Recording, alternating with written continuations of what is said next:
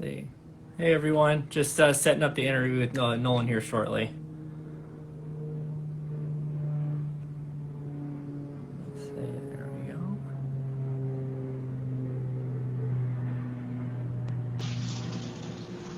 Hey, man. Hey, You got me? let's see. Can you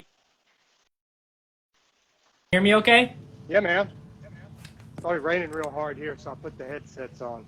This is the only way I can survive in these old You trucks and are listen. Can you hear really me? quiet.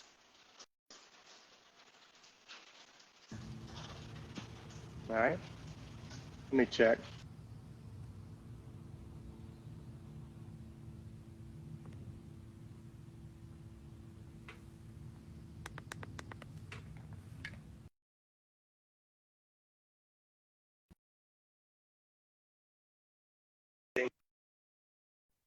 Oh yeah, I can hear How you about much now? louder now. Okay, Yeah, a lot louder. sweet. All right. I might not be able to hear you, but I can hear you. You can hear me. It's just Oh, loud. nice. All right. It started raining, and the metal roof is just super loud. Ah, got it. Makes sense. Oh, there's Dave. Hey, man. Good morning. Good morning. Or How are y'all? Good. How are you doing? Man, I'm fantastic. All is All well. right. Get this started. So, thank you everyone for tuning in live, or for those that watch later. Thanks for taking the time to watch us today. Dave and I and the rest of the Cruiser Cult are really excited to have such an awesome guest today to talk to about Land Cruisers.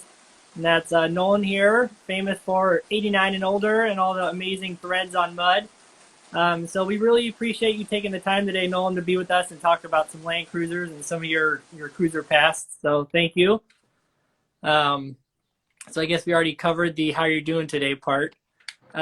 So maybe start with like a little bit of background. And so I thought Yeah. I'd ask you about your famous Tilda Vogue service station. I understand it's a historical site. Do you have any interesting to share about that awesome piece of land there with all those cruisers? Or Well, I think the actual house that I live in is an 1830s log house, and so I grew up here, and I grew up taking apart old log houses and putting them together with my parents, and so I kind of got a feel for antiques and old things early, and I think that's one of the things that kind of drew me toward cruisers later.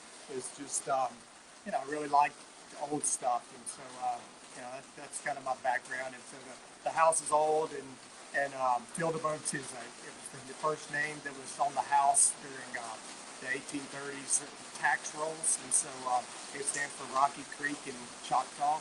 And so when we moved the house a mile down the road onto our farm in the 80s, we just named the farm Tildeburg, and so the house. And so I just kind of ran that into my shop and just called it Tildeburg Service Station. cool, very neat.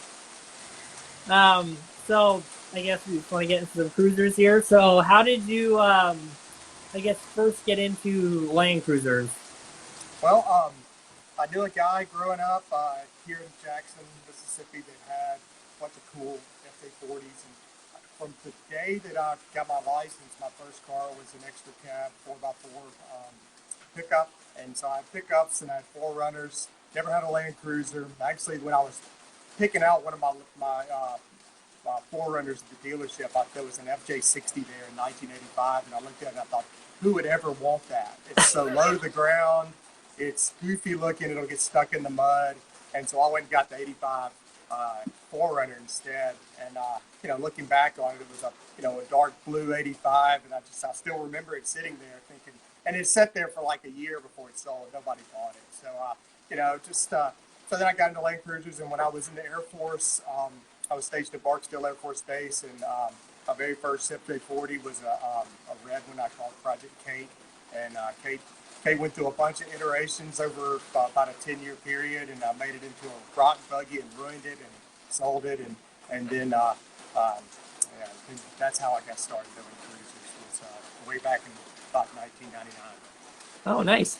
Yeah. Oh, someone said your voice is a little weak. I don't know if there's anything you could do about that, but I'm going to just keep talking louder yeah. once that's down. So Nolen, So, yeah. you have some pretty well loved and documented build threads on Mud.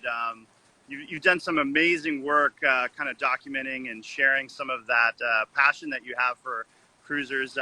Is each new build for yourself a whole new adventure? Are you having a consistent mindset when you approach each one? Obviously, you know, the more invested you are in some of these projects, sometimes they can kind of change on you as you go about. But tell us a little bit about your approach. Well, like I said, I've been doing it for a long time, but I really started doing the full builds about 5 years ago. A lot of the things I used to farm out. I didn't really know how to do it, didn't want to learn how to do it. And when I started picking up multiple older Land Cruisers, I realized I was going to have to start figuring out how to do this because I couldn't pay someone $100 an hour to do it for me. And so, it really started with really finding a rhythm with my FJ40 and figuring out what worked really well, which was, trying to get rid of the loud noises and all the gear whine and really making it run well and, just have something I can get on the highway and go at 70 miles an hour with one finger on the steering wheel. And that's so abnormal. It seems like when I talk to people that have FJ40s, they're like, oh my God, I can go 40 miles an hour and I'm scared to death. And Toyota sold these things new back when people drove down the interstates all the time. So if you can just mimic some of the things they transformed into later in the late 80s FJ40s and split cases, 370 gears, then you can really make these trucks just super drivable.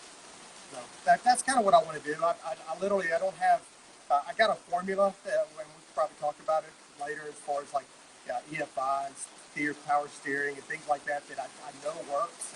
And I'm not real flexible when I have someone else's truck in here. They're like, let's do this. And I'm like, that's not what I know. I know how to do this. And I promise you it'll come out of here right like this. And usually they're happy in the end. Nice. Is there a build that really stands out for you along your way? Or I don't want to ask you a favorite, but is there one that's particularly high in your Well, regard? it's funny. I actually sold that one last year, but it was my FJ40 Project Patina. Basically, this truck, I didn't. That was the one where I decided I was going to have to learn how to do it. And I know y'all talked to owner a few weeks ago. He was living in Atlanta at the time and kind of pushed me toward, man, you can do this stuff. Let's just do it. And so, I took a truck that I should never have bought because it was such junk and put really good drivetrain and everything. But I built it around a truck that looked old. I made sure everything was mechanically functional, but I wanted to have the look of a painting because it's 50 years old. I kind of don't like the idea of covering up a story, and that truck had a great story, and you could just tell it in the paint. And people don't understand. I don't really like rusty things, and I don't like chaos. Like I wouldn't want a blue hood and a green fender, but if the whole truck has the same great patina going on, and you can stop the rust, man, rock that thing. And so many vehicles get lost at the body shop these days. They go up there and people are like, yeah, I can paint it for $2,000, and by the time they dig 14 pounds of Bondo off of it, they come back and they say, it's going to cost you $7,000. And the guy pulls the plug because his wife's pissed at him, and then the cruiser's dead. So, I just, get them mechanically running, and if you really have to paint them and do all that body work, just do that later. Enjoy the truck. So that's kind of my mantra with these things. Nice. I Yeah, I totally love agree that. with you. I love that mindset of just enjoying the truck, rock it how it is, and having that kind of story and that survivor, appearance on the outside, because that's really how utilitarian these Land Cruisers actually are. Yeah. I want to ask about the whole cop motor thing. That's something you and Cam Mosley kind of brought back into popularity, is this high performance 2F. So talk to me about how that happened and maybe the relationship that kind of you guys have to bring that forward. Yeah. Well, so Cam one day decided he wanted to quit his engineering job and start working on Land Cruisers full time, which everybody thought he was insane to do that. And got a little garage shop he was working out of. And Cam's like the slowest dude on the planet and probably like the most hyper dude on the planet. So it's funny that the two of us can work in the same atmosphere. So the funny thing is, I had this really great truck. If you can look it up on Mud, it's called the Delta Beast, and it was basically a Shock 74 that we kept the patina on it, but then we ended up throwing the book at it. I mean, this truck's got everything great on the interior, but it was the first cop motor that Mosley put in, and I met him in the middle one day. We were going to swap out some parts. He lives in Memphis, I live in Canton, Mississippi, and the middle was Grenada Lake, and there's nobody on the dam, and so I had patina, and I thought patina was one of the best, speediest, quickest little 40s out there, and we line up side by side, and Mosley just like murders me with this thing, like I just couldn't believe it. It was like 10 car lengths by a quarter mile. Like I was like, oh my God. So literally, like, we come to the end of the dam, and I'm already ordered one for my FJ55. I'm like, my pig's got to have that motor.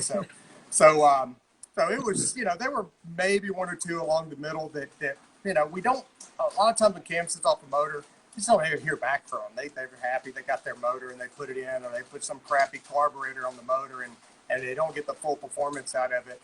But the Warthog, we were able to just really tune it in. It's my FJ55. It's actually two threads. It's a thread where I took two FJ55s that were completely junk and put them together, and that's in the 55 preservation down at the bottom of Mud. Long thread. So, I mean, if you're like totally bored, read that one. But then in the 40-55 thread, the main one, there's one called Warthog 2.0. And so basically that's where we put the cop motor in it. That truck weighs about 7,000 pounds. It's got a 52 gallon gas tank, all the big axles, tires, and everything. But we took it and we stuck it on the dyno after we built the motor with this Holly Sniper, which Cam does as far as making all the adapters, making it real easy for you to put it on an FJ40. And that's really the key is how you can keep the engine bay looking normal with a Solly Sniper with these adapters that Cam sells. You can put the air cleaner back on, so it doesn't look stupid like those rectangular air cleaners that make me want to throw up every time I open up a hood, and like the round Chevy ones and all that. So you can make your hood look right. We built this truck, and it felt good. I was like, this thing's strong, and so we decided to go to a dyno up in Memphis, and these guys, they got all these huge cars and everything. But instead of just dynoing the pig, we decided to take a FJ60 with stock tires, stock motor, and everything with us to give us a baseline. And so they ran the stock 60 on the dyno, and you could tell the guys were pissed off about this project because that FJ60, it was just so bad. To the wheels, it was insane how little horsepower. It's like 45 horsepower to the wheels. After you take everything out of the motor, run it through the transfer case, you're taking all that horsepower out. You 80 owners know all about that with those automatics, but it also happens with stick shifts and transfer cases. And every time you go from the back of the motor to the tire, you're losing horsepower. And we figured it was about 40%. That's kind of a rough number that the rock racers and all those guys use when they're dynoing their cars. So we just figured 40%. So when we put the Warthog on there, and literally, like, this guy, you could just see his face. He was like, oh my God, the difference is just huge. And we're watching, I got a video, and when that thing hits second, third gear, it's just eating. And I'm just like, God, that's so cool. And we pull the numbers, and it was 70% increase in this motor over the stock 2F. And this is a 2F, this is nothing really special, but Cam has a good formula for the head. We're putting the 1.5, the largest Toyota pistons you can get it. He's grinding the cam. And it takes time and it takes money. But when you're looking at that motor, the bare motor, getting it back from Mosley, all clean and pretty at being about, $8,500 is probably where they're sitting right now. People always jump on Mud and everything and say, I throw a 350 in your truck. In LS, I can get one for $800.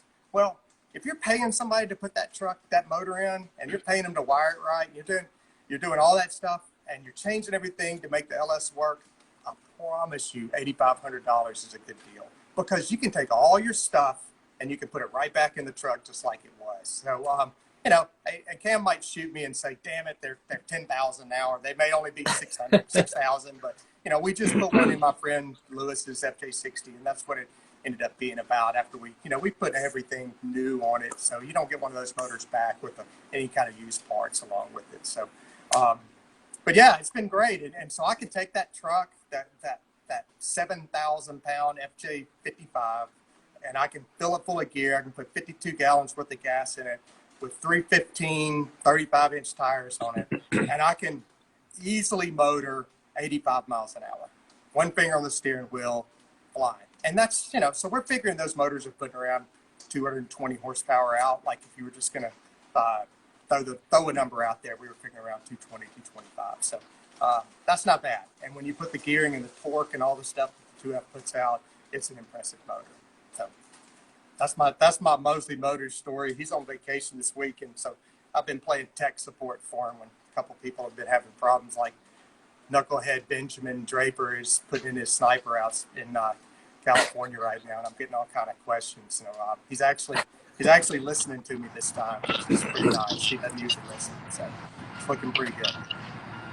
Nice. We can post your cell phone number up at the end of this, so everybody can just kind of reach out whenever they have questions. I'm going to give him Cam's number, because Cam's actually in the car instead of working. So I think Cam needs to have his number, so his wife has to listen and talk snipers for 2,000 miles while he's driving out to Utah. I think that's now we know what we're going to do for April Fools. That's right. That's right. Free Toyota tech support. Call here. That's right. Absolutely. I see my buddy Ace Overland. You guys, if y'all need some cool graphics drawn and stuff like that, I just saw him post on there. He's awesome. He made my little shop shirts for me, and got all sorts of designs that I have in the shop. I've got everything. And it's just nice to have a cruiser dude that's your graphic designer at the same time. He can take care of it, make stuff look good. Yeah, he's killing it. I mean, all the stuff looks fantastic. Yep. So behind me, I don't know, some of you guys that have been around a long time, Toyota Trails for about 10 years the editor was a guy named Todd Catarabeck. And Todd, been a great member of TLCA for a long, long time. And while his kids were in college, he stepped back from having older cruisers and still had 100, and he still had an LX, and he's got some GXs, and so he's still a cruiser guy, kinda. But he wanted to get back into it with a bang, and so we looked for a while for 40s for him, and 40s for what he wants to do, get on the highway and just cruise for a long way and run air conditioner. That's just going to cost you a lot of money to have something that's that solid. You know, the 40s take a lot of money to get there, to drive 1,000 miles, wheel it, and drive home, and still be able to walk the next day. So what he decided on is this 70 series behind me, and a guy named Jory. He's really a huge resource for the 70 series community. He brings them in from Europe, and so this is a left-hand drive, HCJ73, and it's the first one I've ever worked on. And so it came in from Jory. Jory did an air conditioner unit that he actually sells for these 70s. He put it on there, did the timing belt, and he touched all that diesel stuff that I have no idea what it is. Like I opened the hood and I hooked up the winch and I closed it, and I hope I don't have to hook open the hood again. That's how much I know about H motors. And so, so it's getting the full meal deal. It was a European truck, and it was, these things were used it doesn't even have a rear seat, so it's used like a panel van over there. And so, it's really in great shape on the outside, but the axles and stuff need some attention. So we're working our way. Owner sent me a box of parts that you just literally, I laid it out on the table and I started crying because it was like 350 different part numbers, and I was just like, what am I going to do with this? And so over the last couple of days, I've managed to find a place for all of these parts, and so we're at the complete bare tear down stage. And so over the next couple of days, working in with my day job, we're going to end up putting this thing back together and hopefully rolling it in and out of here. And the only thing left after that, we'll have a Dobinson suspension we got from Ozark Outfitters we're going to Nice. put on it. And so it's on back order right now. The springs are. So we're probably going to have it around here for about 3 or 4 more weeks until that suspension comes in. And then it's off to Asheville for Todd. So we're happy to be doing something for him. He'll be back in the community with the bang with this cool truck for sure. That's awesome. Nice work. Yeah, I'm man. excited to see it finished up. Yeah, it's cool. It's a cool truck. So I guess to backtrack a little bit to talk a little bit more about the whole the patina thing. You know, I ask because obviously you're a big figure in this kind of this flavor of Land Cruiser work. You know, I think it seems like it's relatively new in the Land Cruiser mindset, especially in the 40 and you know in the 60 series world. You know, compared to like Hot Rod, the Hot Rod crowd has really been in the patina for a while. But you know, when I got into I got my first FJ40, my first car in the early 2000s, and I got on the mud boards. It seemed like it was the mindset of either like rock buggy or full restoration. And Yeah. so it's been really cool over time to see this change to appreciating or preserving the 40 as it is now and just driving it. And so how did, you know, I'm curious, like, how did you come to this mindset and, you know, what do you love most about, you know, going that track versus the other two very different? Yeah, well, I mean, again, I'm completely more about the whole package and not chaos. You know, I mean, a lot of people will send me a picture of their truck and say, "What do I need to do with this?" And I'll say, "Paint it," because it's in 6 different colors, or someone has gone through and they've replaced the rockers and the quarter panels and they didn't paint it; it's rusted. So, you know, I want to preserve a story. I think they're just cool. I mean, I can literally park one of my patina trucks next to a brand new painted truck and watch people come by, and they'll literally they'll just gravitate that truck that has a story to it. And you know, they really, you know, they see the little things, like it's got new lights and it's got new brakes and it's got new this. And I love opening the hood and they'll have it'll be a brand new motor under there and all powder coated. And so, you know, that's what I love to do is I want it mechanically perfect, but I want it to still tell the story when you're cruising down the road. And so I got a really cool FJ45 that a guy owned from when it was purchased in 1967 in Minot, North Dakota. He drove it down to Arizona and lived in the mountains of Arizona, and he had it there for its entire life until he passed away. And then like 3 years ago, it passed through the hands of a well-known cruiser guy in Dallas named Tom Watson. And Tom sat on it about a year and just realized that he saw my project patina build and realized that was kind of the direction I was going, not take them and paint them and stuff. And so I picked it up from him. I got it all back together with the 1F motor and the single barrel carb and the drum brakes, all 4 corners. And I got it going. I spent all this money doing that. But then I realized I just didn't enjoy driving it. And so just to preserve the looks, I never touched the outside. But what I did last year is I put a small lift on it and put some 255 85s on it and 370 gears, 4-wheel disc brakes. And then I put a 2F with a sniper and a 4-speed split case. And so it just, I mean, literally transformed to something that I really used to ride around my farm, split wood and stuff, to something I don't mind driving, you know, 100 miles or so. I mean, it's still not a long range vehicle just for the design of a 45. I'm not a big guy, but I still get cramped up in that thing in not long. But it's just, you know, so that whole patina story, it's not about, you know, just grabbing them and washing them and rolling. There's a few steps, and I got asked so many times about it that I just put a thread on mud where it's, you know, preserving patina in the 40 section. And again, I don't really care much for fat style and newer vehicles. I certainly don't think 80s and 100s and 200s need to have rust on them. And but like a 60 is kind of where I end it. You know, a cool beat up 60 looks pretty cool. But after that, you know, I think they you know, you don't need rust on your 80. It just doesn't look right to me. But so yeah, that's kind of what I just think it tells a story. And I hate to see it. It's like an old mural on the wall. When you see someone come by and build a building and they paint over the mural, you just go, what'd you do that for? It's funny. That was going to be my next question: is when are we going to see a 100 series patina build thread, or not more for me. modern examples are brought to a little bit more storytelling themselves?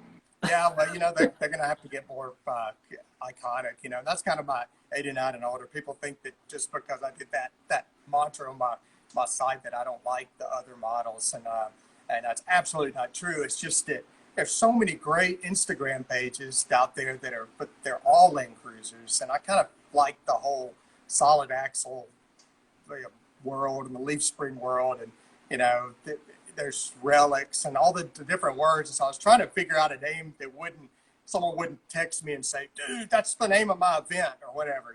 It's not, I didn't want to do solid axle or relic and so it's funny. I was like, oh man, I don't really like 62s. I don't like those square eyes, and I don't like the automatic for sure, but it's still a 60. And so I was like, I'm gonna have to include them. And so as soon as I launched it, like 2 days into it, my buddy Nick from out in California texts me and goes, what about my 1990 FJ62? And I was like, oh shit, they still made them in 60. So, but 90 and older doesn't sound as good as 89 and older. So, so I'll let it stick.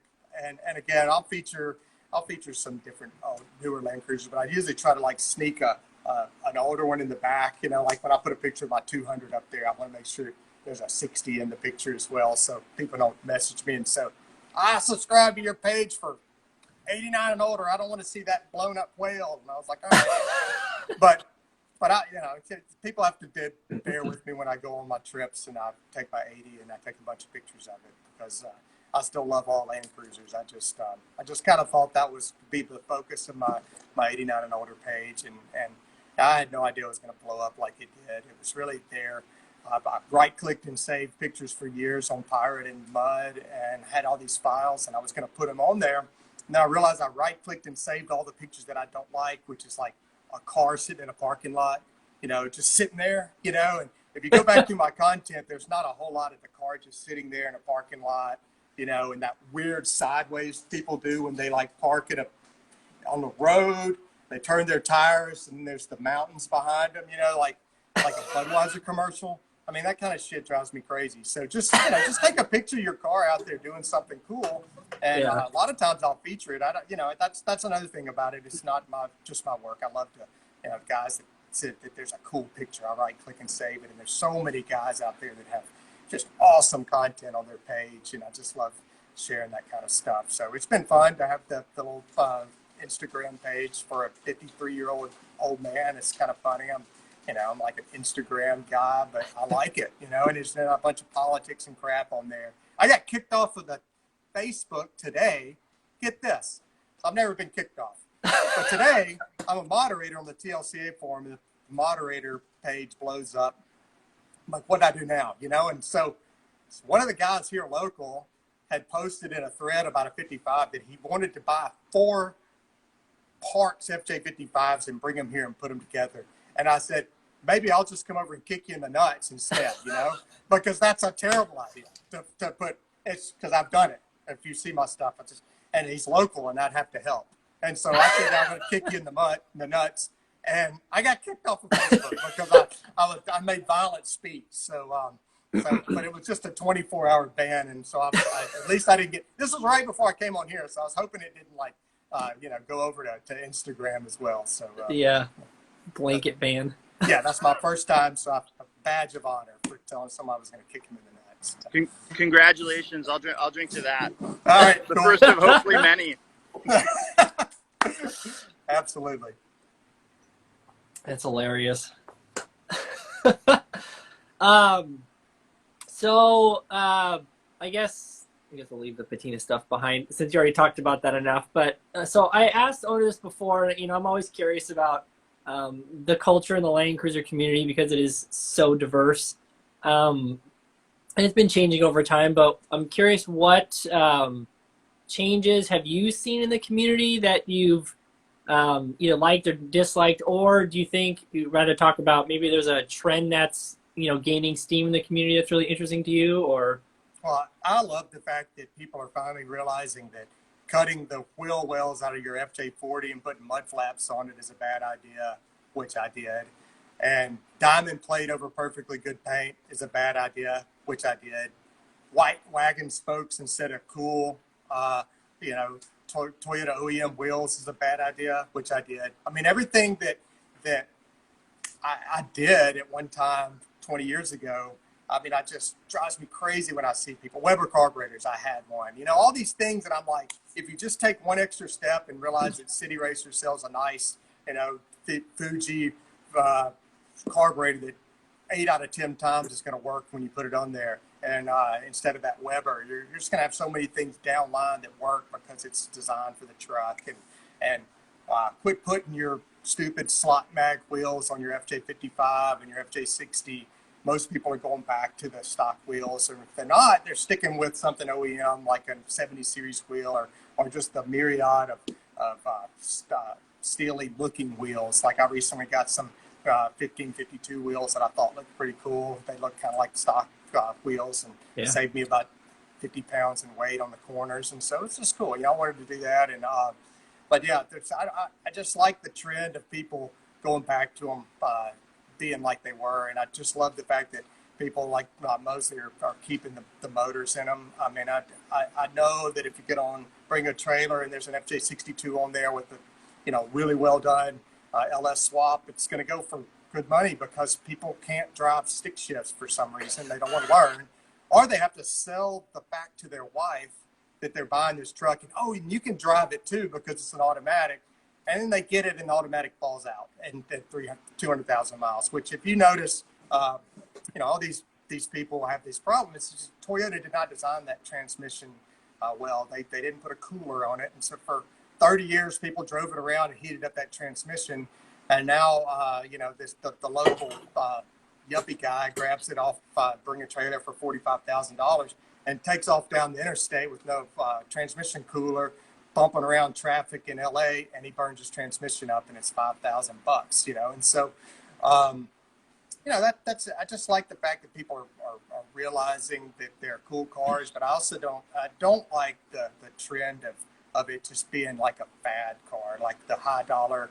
I see so many of these cars that are coming in and they're really just paint jobs from South America on really, really poor mechanically restored vehicles. I hate to even say restored because many of them are just like barely rolling, barely cranking, and people pay all this money for a paint job and they get it and they realize that, you know, you might as well throw the thing away. It's in such bad mechanical condition. And so I just tell people, you know, watch that when you're looking at these vehicles. If you're going to buy one, that's why I like original paint. I'd rather have one with completely terrible paint because I know what I'm dealing with before I get it. I don't really trust anybody's paint jobs because they generally, you can't spend enough money a lot of times to prep the metal good enough to keep that from coming back. And so, you know, just watch it. Watch when you're buying these vehicles, the owner's chain. And if anybody's listening to this that builds these trucks or is wanting to bring them in from South America, you know, give us a chance before you paint it. You know, send it up here with that original paint job. And I'll tell you, there's a lot of people that would appreciate knowing what they're getting before you put the candy apple green paint job on it and put it on, bring a trailer. Yeah, totally agree. New paint jobs always make me a little suspicious. Always. It should. With regards to like the trends of kind of the community, I love the idea of kind of modernizing to a slight degree, instead of modifying, but modernizing some of the Toyota drivetrains. That's right. And you know, the high power 2F is one thing. What can you tell us about the 1FZ project that you and Cam have been working on? Is that top secret? Yeah, that one's crazy. So we have a great friend who's named John Lockwood, who's got some of the most amazing builds on mud. I'll just write this little thing down, J.M. Lockwood, and look his builds. And I met John a little over a year and a half ago, was working on his 78 Mustard FJ40, and he really liked the project and how fast we rolled and got it going. And literally I delivered it. And by the time I got home, he had already bought another vehicle for me to work on, which was a 64 FJ45 and fixed hard top. And he got it. And we were thinking, man, this is going to be like the the perfect truck for restoration. Well, turns out it had one of those paint jobs I'm talking about on it. But it started off over a perfectly good New Mexico original non-rusted truck. So at least I know what's under it is okay. But it was not quite good enough to like, all right, this is showroom quality. I was like, man, let's just build this thing like you want it. What do you want? And he was like, well, I want it to do X, Y, and Z. And so I got it here, and we lifted it and fixed all the paint we could, and really just cleaned it from head to toe and built some cool racks and some other things for it. And then we waited on Mosley to finish. He moved his shop from his house to a new location, and while we're waiting on him, he found this South American 1FC carbureted intake for 1FC. And so, in South America and the Middle East, they sold the 1FC for years with a carburetor. And so he got everything to work for that. So we were like, being sniper guys, we're like, this will be cool. And so it didn't take but about 9 seconds to convince Blackwood it was a good idea. And so we went and got we got a bell housing. The FJ company builds a bell housing, and so we got an H42 4-speed and a 3-to-1 split case built by George at Valley Hybrids. And people always wonder why we don't use 5 speeds. I use 5 speeds occasionally, but I really like the shift in the drivability of a 4-speed a lot more. I don't, especially if you're going to go fast and you like to run through these hot rod 2Fs like I do. Nothing's worse than losing that first to second with the H55, and then between third and fourth, it's just too much space and it kind of dies. So the H42, Toyota had something they knew that they have that. And that's why they put them in every FG60 that came over here for all these years to run up and down the road. They're just a nice drivable 4-speed. So we put that in there. You're not going to go a long way in that truck. That truck is, it's really cramped, but we did it perfectly. And so then Mosley's taken that motor, and so I moved it up there. It's out of my wheelhouse. It's rocket science territory at this point, and so they've been fitting that motor in there. And so, we really think that this is going to put out numbers similar to a 2UZ, which is a really nice horsepower number. We don't know yet. We're going to dyno it, obviously, but we think that is going to be a really, really just a cool motor to work with.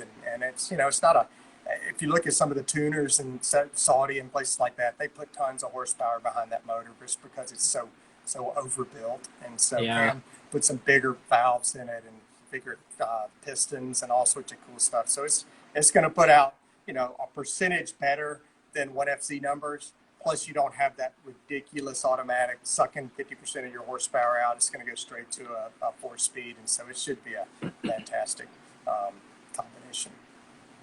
Nice. That sounds like a exciting build. It's going to be fun. And that one's called Project Hate It or Love It in the 40 section. And it's just really, it's bizarre, the attention to detail. It's a cool build for sure. Yep.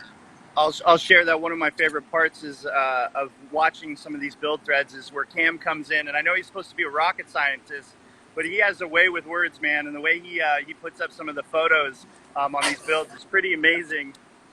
Yeah. He's really a quirky, funny guy, and some of his trip reports that are in the Cottonland section where we all kind of post local stuff they're just the funniest threads. He's just really a very talented writer as well as a rocket scientist as well. But yeah, his writing is really, really funny. And so to add to it, he's out actually right now.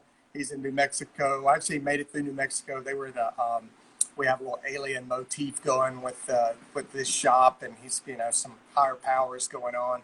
And so he did the UFO observation tower yesterday, and now near Salida, Colorado. So things might be happening. We got to be watching that. So he's been communicating. Nice. I'm guessing you've had a lot of stock purist haters with the love it or hate it thread. Is that why you named it that? Yeah, it's surprisingly, we thought that it was going to be, we were going to get murdered for chopping up that truck, because we really didn't chop it up. We didn't put it back with the crappy 40 horsepower motor and the 3-speed and the drum brakes. You know, like literally I drove it one time around my driveway and I said, John, you hate this truck. I mean, it is literally all stock. It's loud. It sucks. I hate it. Let's modify this truck and make it something you can enjoy to drive. And that's the thing, guys. You can modify these trucks and not kill them. You know, my FJ45 is a perfect example. I mean, that is one of the coolest original vehicles ever. But I didn't want to drive it because it just, you know, those front drum brakes are scary. And I spent like $800 rebuilding all that stuff from Cruiser Outfitters. And I spent like 2 weeks adjusting them where they would actually stop straight. And, you know, just all these things I learned how to do. And then I realized I wasted my time. I should have just put some disc brakes in there. But, you know, when you're dealing with these older trucks, you got to deal with all new brake lines. You got to figure out what to do about new master cylinders. And you can't just put knuckles on a 67 because it's a ball and claw. So, you know, a lot of times people buy these trucks and they're like, hey, man, I need you to put brakes on it. And I'm like, well, it's okay if it's a 72, I can just do that. But you just can't do that with a 65 or 66. And so got to source an axle and all that. So it's a big job. But in the end, I've got something that I can steer with one finger and I can drive down the interstate and I can stop in an emergency. And, you know, I just think that those things are often overlooked for, you know, a cool paint job or some neat new seats. I think that if people would get there, if your FJ40 won't go more than 45 miles an hour because you're either scared it's going to swerve off the road or you think it's tacked out, something's wrong with the FJ40. Toyota did not sell that truck where it would only go at 45 miles an hour. So there's so many, I hear it all the time. I mean, it's obviously not safe, but I'll drive mine up 85 miles an hour and I'll take a picture of it and people are like, you're lying. And I'm like, I'm not. I'm not lying. This is perfectly good. I've got one finger on the steering wheel because it's dialed in, the caster's correct, the steering's all new, the brakes are all new. And so you just gotta, you know, it takes money, obviously, and takes time, but I'm telling you that the number one, you would love your 40 a lot more if you would do the right things and make it drivable. Don't worry about it being a collector's item. I recently watched one barely sell on Bring a Trailer that was beautiful. It's perfect, but I think people were realizing, boy, that thing's going to be a real crappy driver. You know, it's not going to drive good because that 3-speed and the drum brakes and all that. So, you know, concentrate on something that's going to make you enjoy your vehicle more. And that way you keep it. Drive it. Totally agree. So, Dave, you're the one. Yeah, it was. I know you've got a lot of cruisers, but if you had to only one, or possibly two, if we're going to be, you know, inclusive, which ones would be your favorite? And man, my Blue 60 is probably, it would be the last to go. I mean, I just love this truck. I mean, it's, I don't know. I did everything right with that truck. It's all, I don't know. It's just a really great truck. 60s to me are the most iconic and drivable at the same time. I mean, that's one of the issues with a lot of these trucks is, man, I absolutely love 55s and I love 45 LVs, but man, I don't want to drive that damn thing more than a few hours. But this truck, you know, I don't even hesitate to take it 1,000 miles, and it's still got a 4-speed in it. People are like, oh my God, you spent all this money on this truck with this Mosley motor and all this stuff you've done to it, and you kept a 4-speed in it. Well, you know, I've got this exact setup with an H55 in my Pig, exact, and I can run GPS speeds on them, and this truck runs about 250 RPMs higher than an FJ, than a truck with an H55. I don't, you know, for 250 RPMs to convert a pre-85 FJ60 over to a 5-speed, it's a lot of work to do for 250 RPMs. So I tell people that all the time, man, just put some 370 gears and some taller tires on it and rock out, man. And if you're like a rock whomper and you need to go through the Rubicon or something, you can gear your case, put a, you know, 3-to-1 case in it to overcome your 370 gears. But I bet you most everybody spends 95% of the time when their vehicle's on the road getting to the trail. And so, a lot of people build their trucks for a trail or an adventure, and then it sucks when they want to drive it to town. They got 488 gears and the pumpkins, and they got this, old Chevy 3-speed, 4-speed thing that barely sounds like a train coming down the road. It's so loud. So yeah, and again, that's another thing I like to say.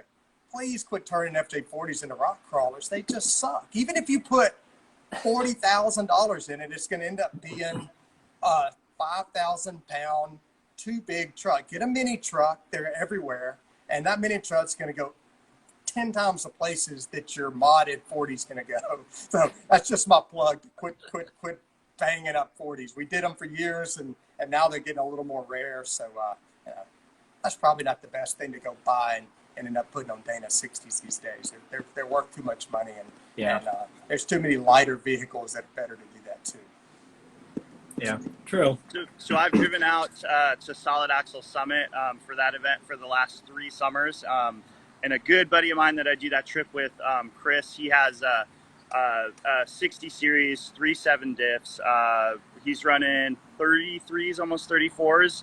And I'm in a early 60 with a 5-speed, 34-inch tires.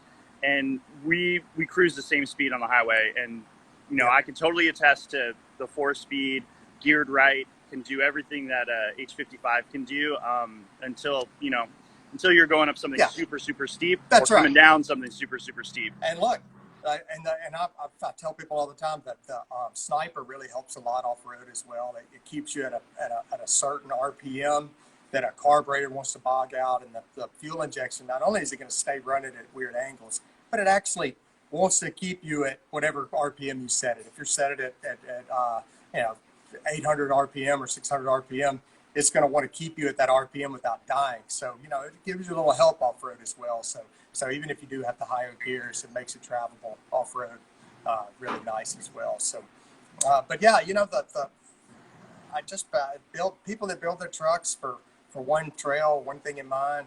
That's cool and all, but just keep in mind how many miles you would use it more if it was a more drivable vehicle.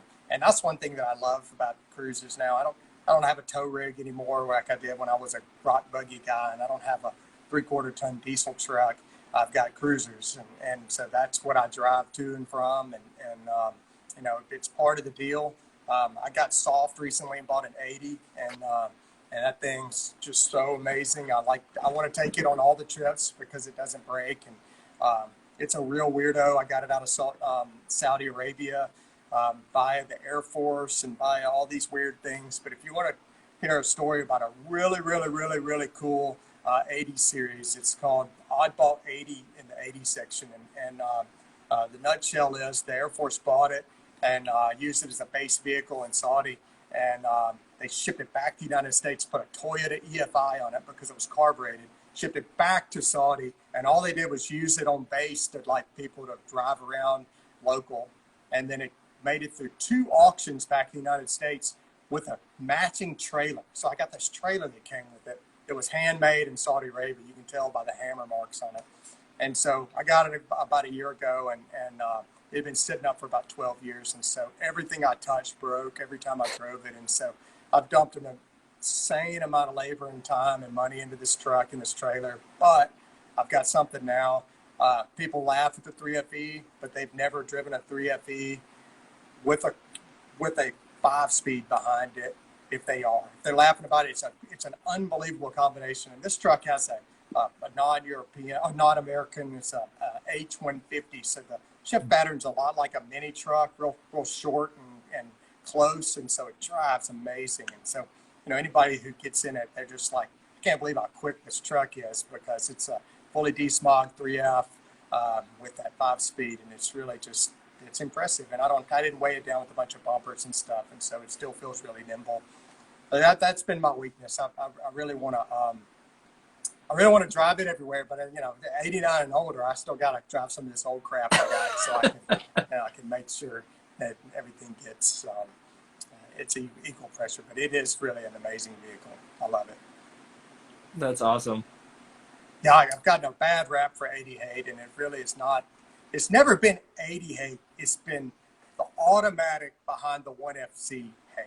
It is such a turd. It's really a turd behind a 3F, like a, Yeah. FJ62 through 92, FJ80. That's an absolute piece of garbage because you're starting at 125 horsepower and nick 40% of that off of that transmission, and you're trying to roll around in this huge heavy truck, and it's just, it's great, it's reliable, but boy, that's just a bad combination without re-gearing and doing a lot of stuff. So, but they're great. I still love them, but that would be the last vehicle I would want to own. It's a 3F with an automatic.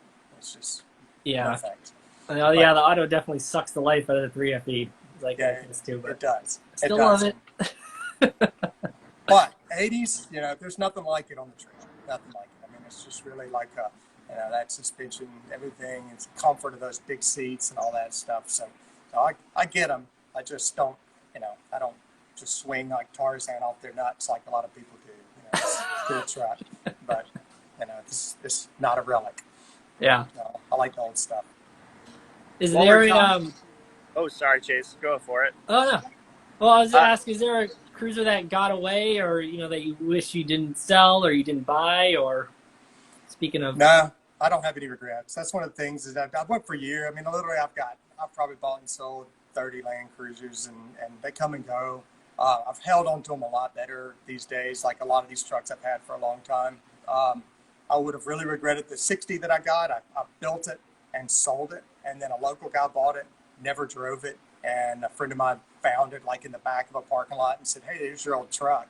And the guy wouldn't sell it back to me, but he sold it to my friend, and then I bought it to my friend. So because he paid a lot for it, and then it just sat there for 2 years, and so then I scooted in and got it about half of what I sold it to him for. So I got that truck back, and that would have been, I would have always gone back and said, but here's another thing about that truck. So people really freak out when they're, hey, should I buy this truck? Should I buy this? There's a little rust in the back, and they're like, no, don't buy that truck. It's rusted.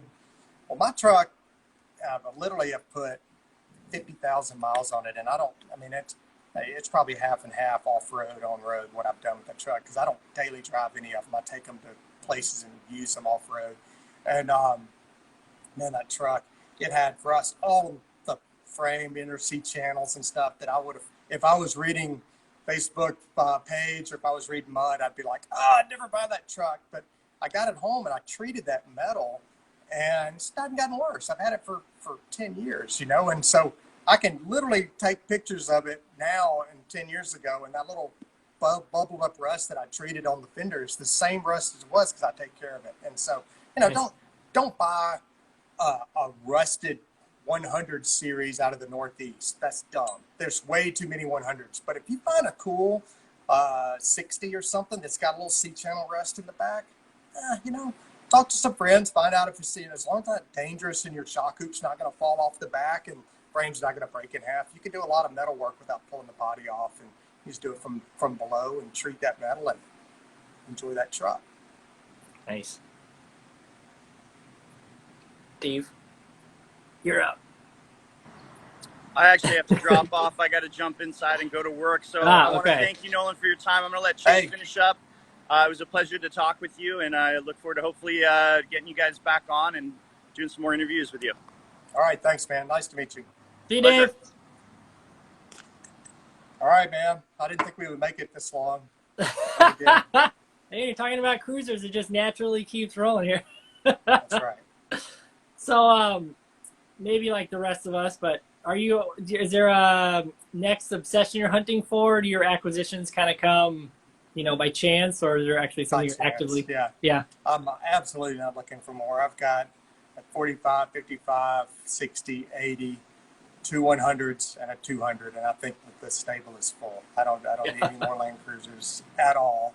And if I do buy them, I will most likely be buying it to resell. I don't have anything that I want to replace here. They're all, they're probably, to me, they're the best of the best. I've done everything right, and I don't have any regrets on any of them. So they're, if I want to do something to them, I keep doing it. But it's nice to get to a point where, they feel like they're done, and that's why I started working on other people's trucks. I just basically got to the point where I was, I needed to quit spending money on my own trucks. I needed to do more. I love to wrench, and I love to do this stuff, and so I usually take one project on at a time, and it's not a shop or anything, but I take a project on at a time and work on somebody else's truck for a change, so it's fun. Yeah. Do you think it keeps it more entertaining or fresh for you?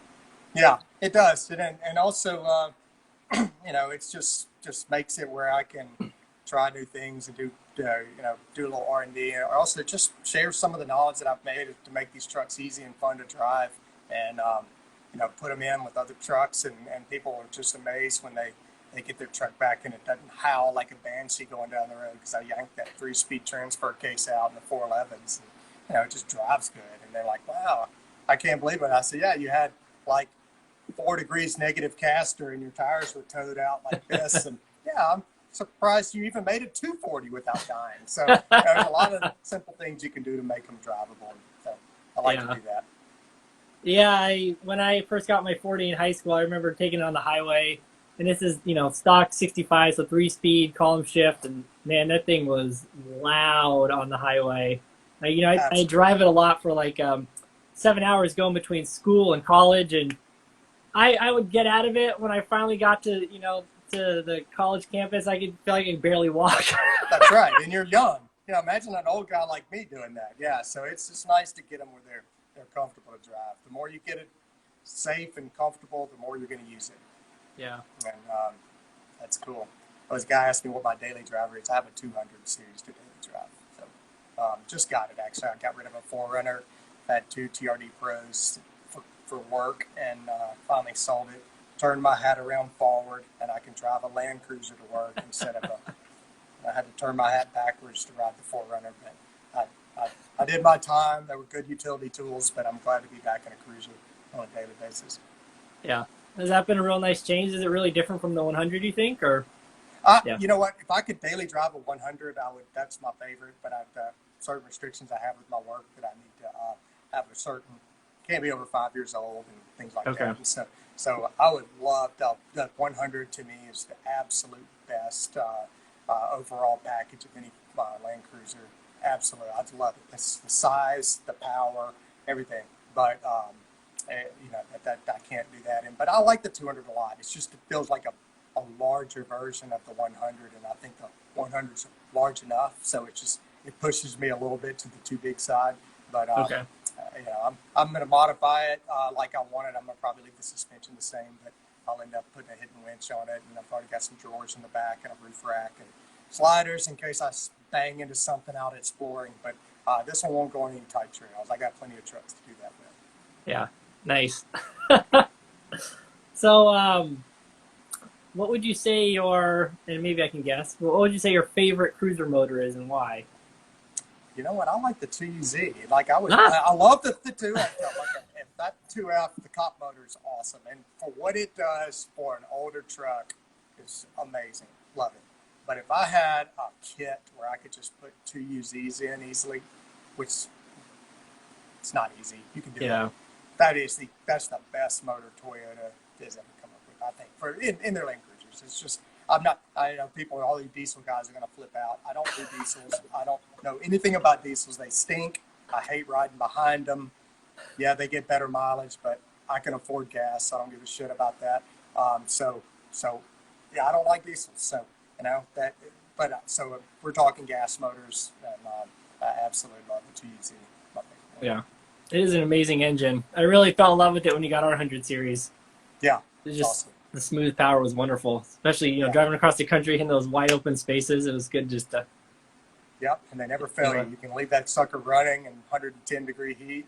The air conditioner's gonna work. Right. And it's gonna crank. I like it. Heated seats, all those things. They're good. All right, man. Well, thank you. Yeah, thank you. Do you need to take off? Yeah, I gotta go. Okay, yeah, I've taken a lot of your time here. Thank you so much. I really appreciate it. It's been really wonderful to talk to you. And I hope we can have you on again sometime. All right, bud. Nice to talk to you. We'll see you soon. Thank you. Thanks, everyone, for watching. Take care.